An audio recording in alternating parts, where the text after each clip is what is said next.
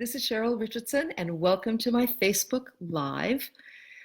I'm signing on just 2 minutes early because I just went to check to see exactly when the equinox hits, when the moment that it is the first day of spring or the first moment of spring, and it's 5:58 Eastern, so it's like right now, or it was right now, a minute ago. And I thought it's amazing to me that uh, without even realizing it, I would schedule this Facebook Live on one of my very favorite days of the year. I love spring. I love the first day of spring. There's a whole bunch of red-winged blackbirds at the bird feeder, and it's light out. It's 6 o'clock here, and it's yeah, I'm looking outside at the fields, and it's still light out. There's this sort of beautiful golden light cast along the fields and the trees, and it's it's spring, and it just makes me happy. It makes me start thinking about gardens and wildlife and all these sorts of things. So I wanted to just come on and say happy spring right at the moment of the equinox hitting. Hi, Kath. Welcome to you and Deborah. Hi, Ellen and Kathy and Teresa and Deborah and Lisa. Welcome to you. I'm glad you're here. Hi, Joel. Yes, I know. Happy equinox. Exactly. Sheila, hi. Welcome to you and Chris and Carmen and Rachel, Mary Ellen and Deborah and Jackie. Welcome. I'm so glad you're all here with me. And I didn't realize it was like right at spring until we started here. And so I thought what I would do is just read you a little excerpt out of Waking Up in Winter, because it's a journal entry that I wrote on the first day of spring back when I was keeping this journal. And as I was reading through it, I thought, yeah, it really does capture how I feel in this moment and what I look forward to and why I love the first day of spring. And also it captures what I learned about living through, lingering in limbo, living through a period in my life where I knew what I no longer wanted, but I didn't know what was coming. And it's sort of like, what do you do when you're on the threshold of a new beginning? You know that there's going to be a new beginning. You have no idea when it's going to show up, and you have no idea what it's going to be, right? It's a very, midlife can be like that.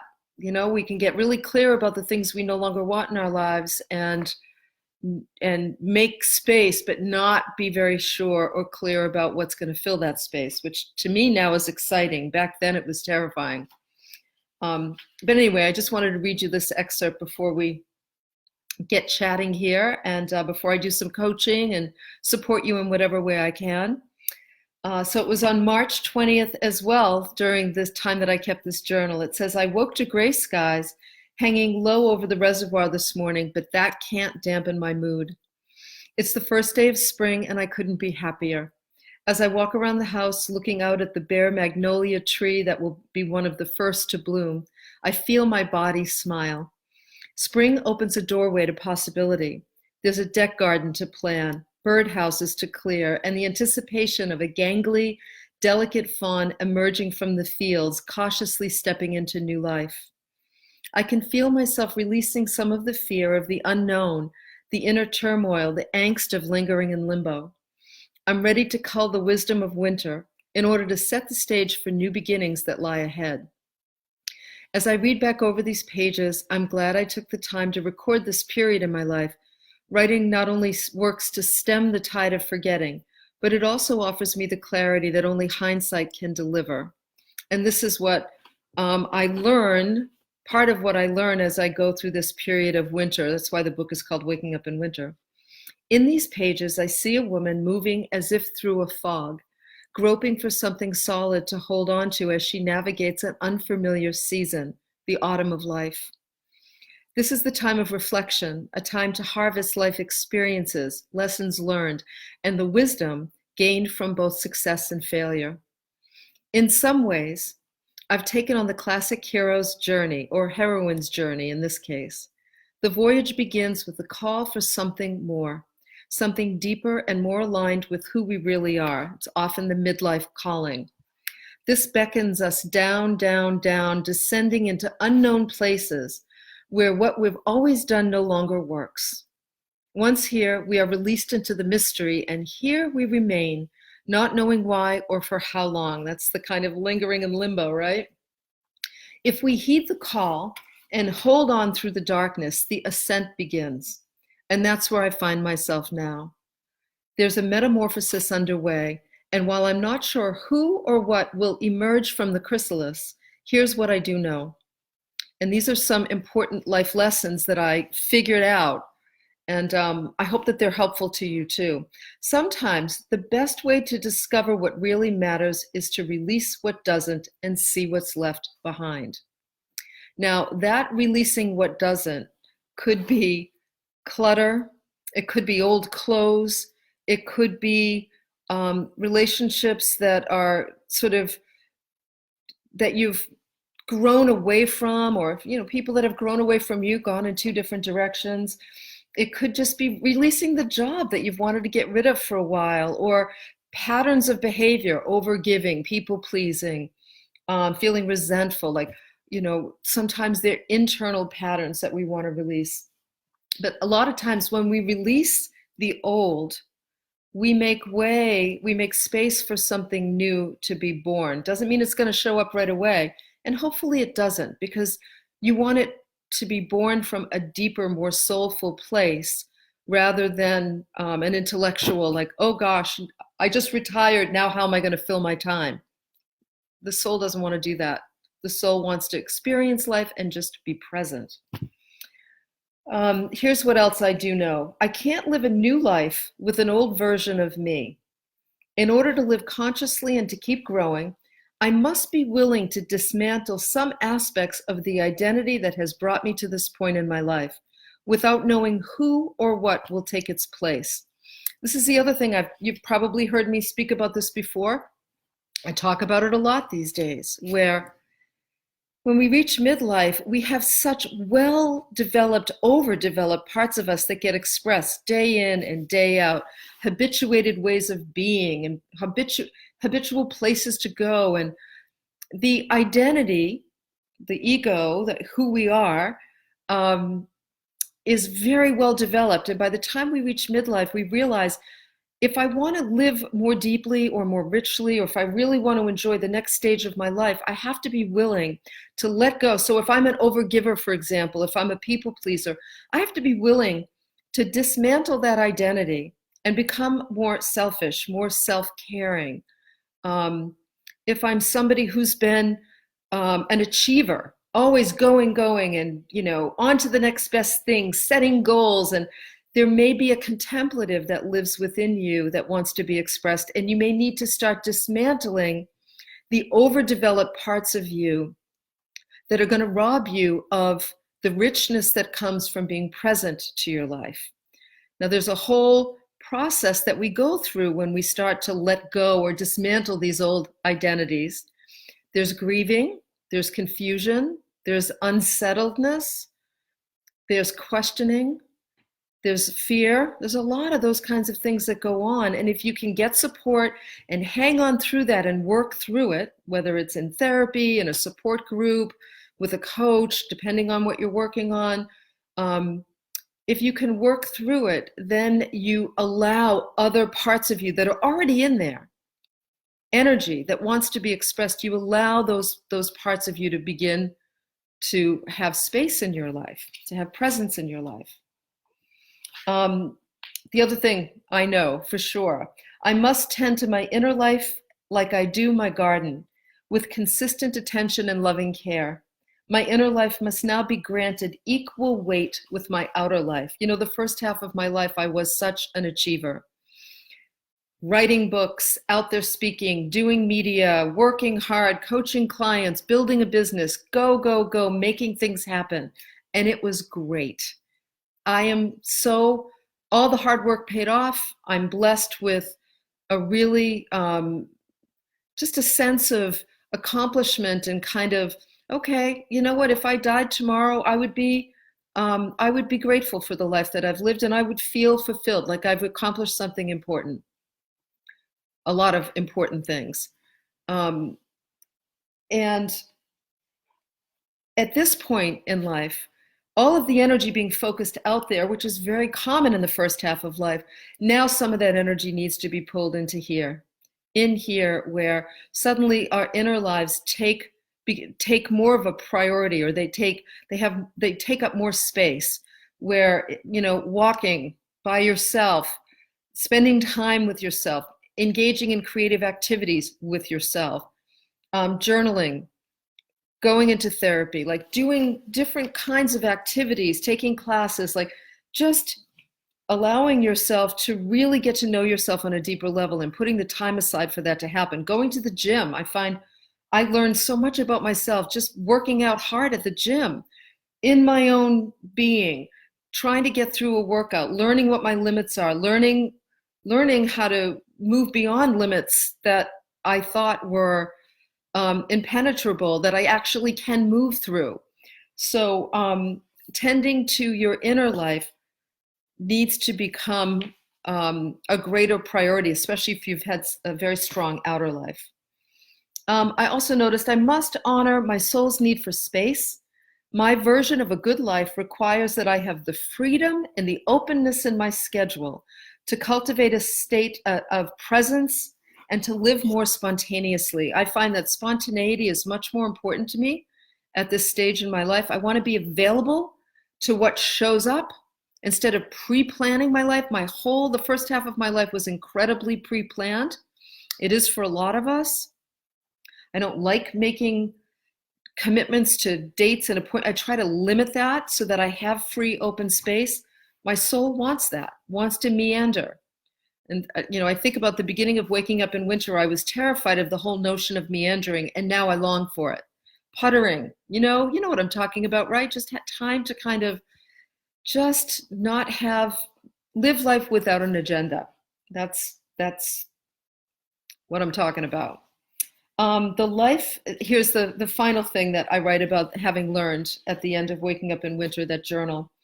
The life I've hungered for was waiting for me. I just needed to stop long enough to notice. It turns out that what matters most is what I already have.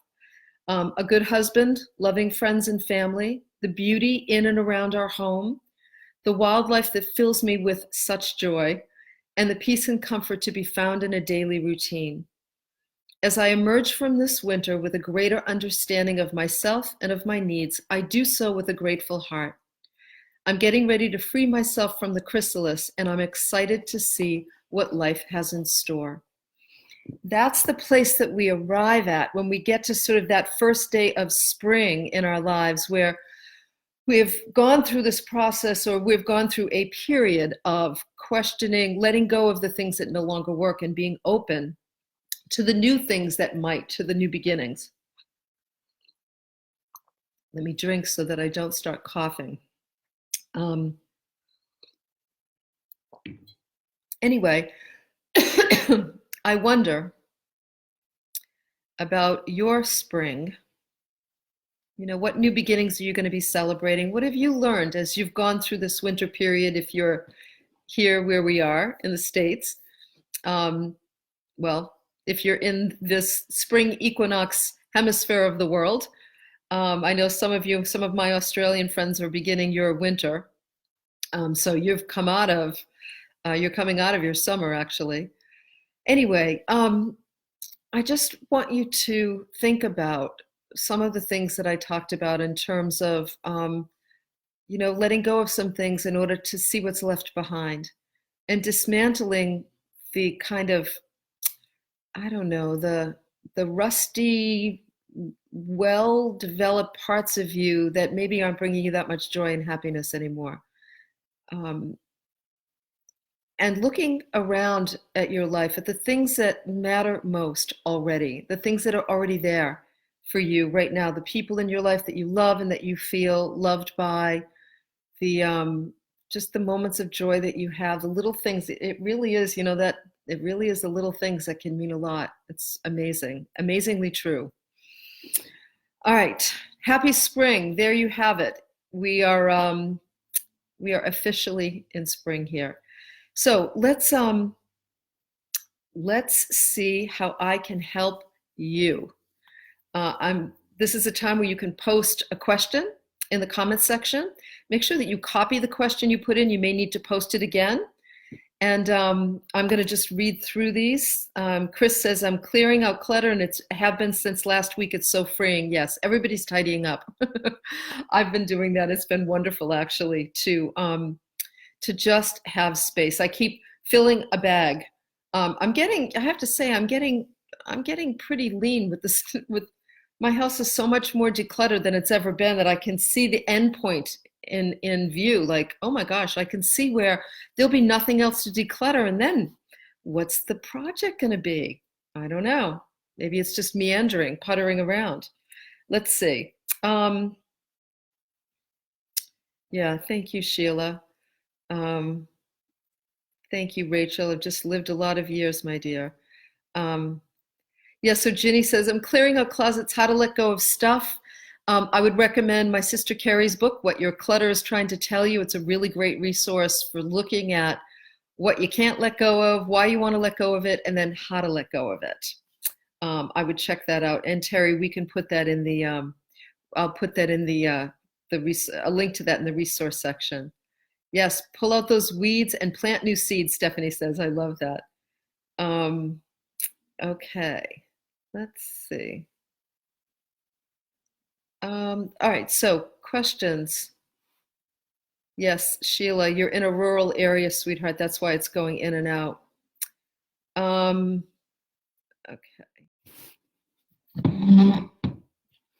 Hi, everybody. All right, hopefully you'll find me. Here I am on the floor again, near the router, because the connections, this is what happens. I live in the country. I live in a small town, and for some reason we don't always get really good cable. So hopefully you all will find me again. Yes, I see some of you are starting to come in. Thank you. I'm glad you're here. And so unfortunately, I can't see the questions that you posted on the earlier Facebook Live, the one I just did. So if you have, if you could just redo your, repost your questions, that would be awesome. And I'm going to look at them right here.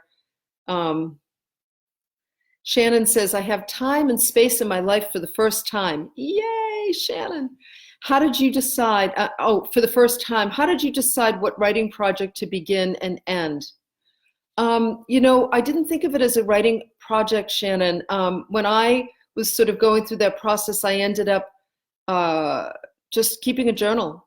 And that might be a place to start. I just wanted to keep a journal about what I was experiencing and how I was feeling as I was going through this transition. So it could be anything. It could be, one year, my project, if you will, my writing project was just keeping a journal full of affirmations. I would make them up every day. And sometimes I'd repeat some, but I would just get in the habit of writing them down. There was a certain period of time where instead of writing, I actually took photographs, and I still do that a lot. I love taking photographs, and so I would take pictures, and that became a way that I journaled, in a sense. So I would say if you get quiet and maybe go for some walks, several walks in nature, just let life tell you how it wants to express itself through you, Shannon. What part of you wants to create, and how does it want to create? Don't limit it by just thinking in terms of writing or a project. Think more in terms of, okay, what is it that wants to be expressed through me, and how am I going to let that happen? Okay, hopefully that's helpful to you, my dear. Yeah, Chris is just writing about seeing a grief counselor related to losing an animal. So incredibly helpful.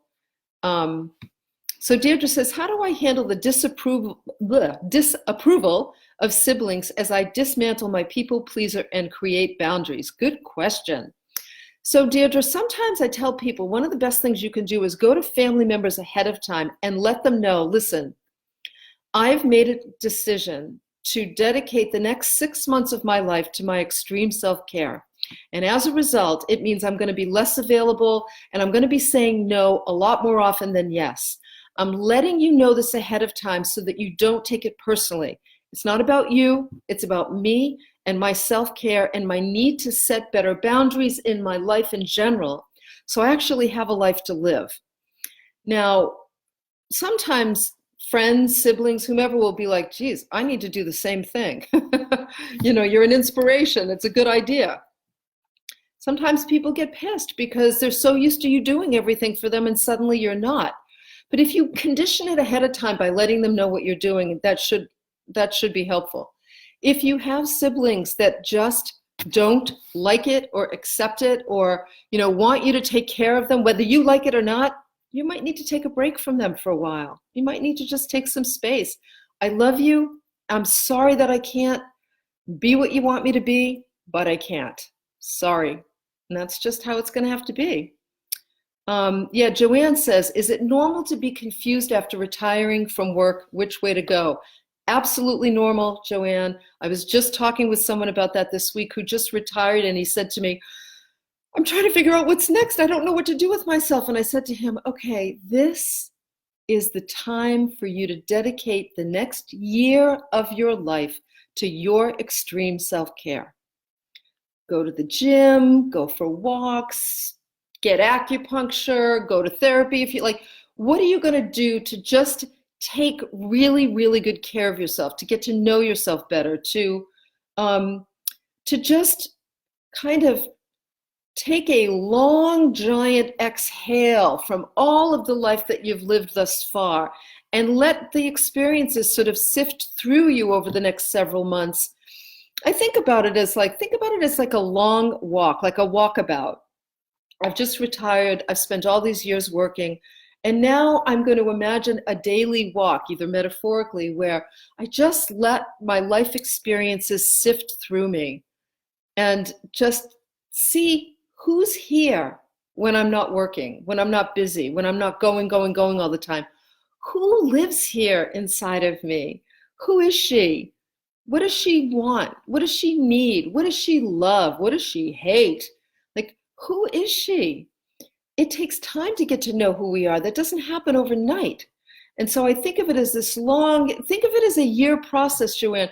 This is not about you deciding which way to go, what's my next career, how am I going to spend? No. This is called Project You. I'm going to get to know this incredible woman I've spent the first half of my life with. I really want to know her in the second half. I want this relationship to be a really special one. That's what I would recommend for you, darling. Okay. Thanks. Ginny says, I love your shirt. Look at this. Can I tell you, Ginny? This shirt was given to me as a gift by a woman who attended my Miraval retreat probably 12 years ago. She had it on one day, sitting in the front row of the workshop, and I said to her, oh my God, I love that shirt. This is a really special little story. I said to her, I love that shirt. There's something about it that's just so beautiful. It really speaks to me. It has you can see it's got the designs on the sleeves too, and I can never tell with these cameras how to do it. And great designs. There we go. That works. Look at that. Anyway, at the end of the retreat, when I was leaving Miraval, leaving Tucson, Arizona to go home, somebody had left a bag at the front desk, and this woman had washed her shirt, had them clean the shirt, folded it up with a bow, and gave it to me as a gift. She had already left. It was so sweet. I felt bad at first, and then I was like, wait a minute. She gave this out of the goodness of her heart, and I've kept it ever since. It's 12 years old. It's so comfortable, and I love it so much. And thank you for noticing, Ginny, because it's one of those, I just think of her every time. I wish I could remember her name. And if you're on here, let me know who you are. I think of her every time I wear it, and I just send her out love and blessings and a big thank you. A big thank you. Let's see. Yeah.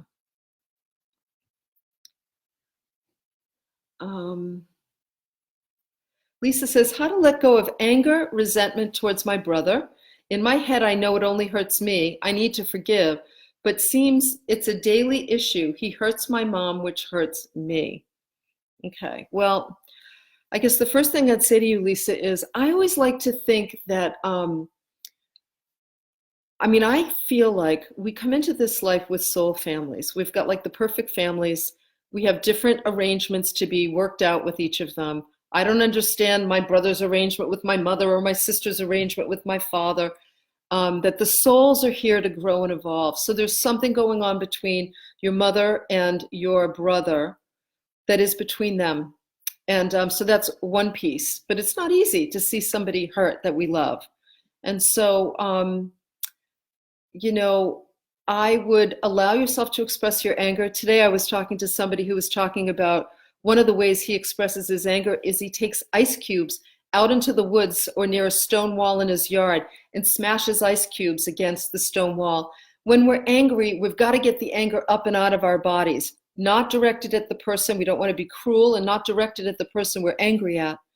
But we want to move the energy out of our body. And so you can't jump from anger through, oh, I want to be a good person, I'm going to forgive, and now I'm going to love him. It doesn't work that way. You've got to feel the feelings and work through it. You might want to work with a therapist if you need to. If it's been a long ongoing thing and it sort of stays with you and you feel like it's disrupting your life, you might need some support to work through that for sure. But you are entitled to your anger. On the other side of that anger is your power. And so you don't want to sit on your anger. You don't want to shame yourself about it. You don't want to ignore it or deny it or eat food to stuff it. You want to move it out of your body, and you want to get some support for recognizing, get some support around working through the issue with your brother. That's what I would recommend. And I'm looking, my signal is weak. I'm going to wrap up pretty soon just because I'm afraid I'm going to lose you again and it's going to be nuts. So let's see here. Okay.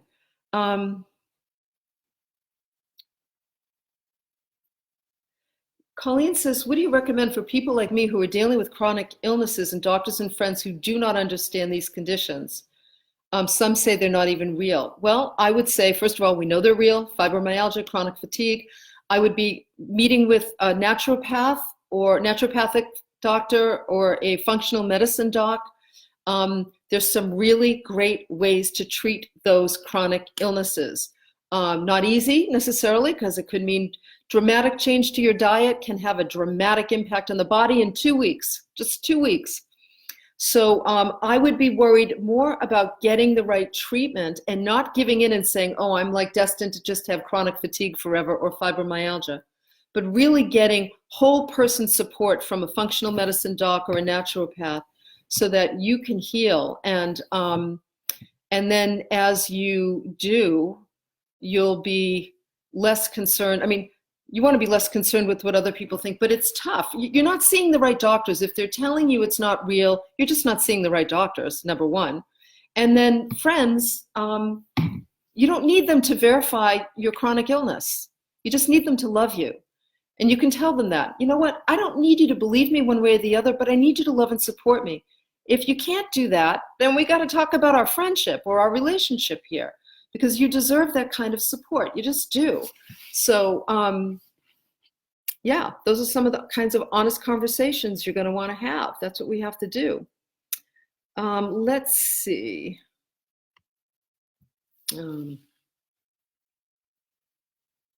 So Trudy says, at 45, I've decided it's time to heal my inner self. I started working with my chakras, Reiki, meditation, and essential oils. Great.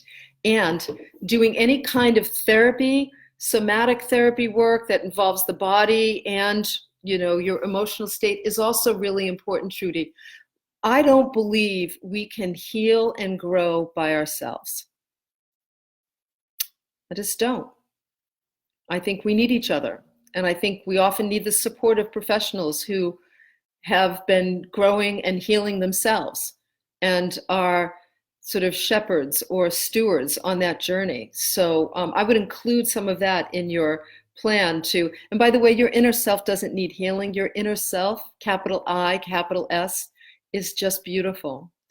It's all the stuff that gets in the way and gets built around our inner wise self that gets us into trouble. And that's where good therapy can come in, can be very, very helpful. Okay, you know what? I'm gonna stop there because I'm afraid I'm gonna lose you.